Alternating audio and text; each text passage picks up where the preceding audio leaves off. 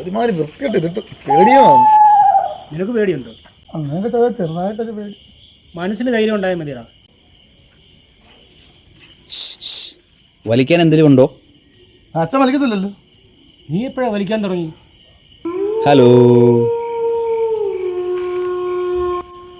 നമസ്കാരം.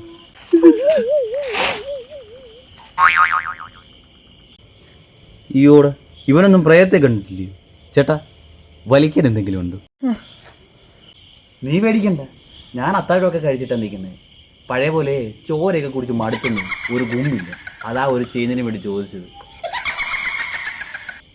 ഹലോ. ആ വരാം.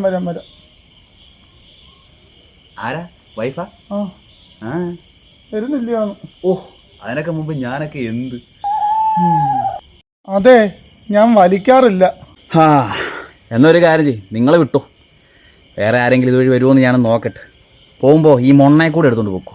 ഇവിടെ കിടന്നിട്ട് എനിക്ക് പ്രയോജനമൊന്നും തോന്നില്ല. അച്ഛാ എനിക്ക് അമ്മേ, ആ ജനലിൻ്റെ വാതിലൊന്ന് തുറന്നിട്ടേരെ, മൂത്രം ഒഴിക്കണം.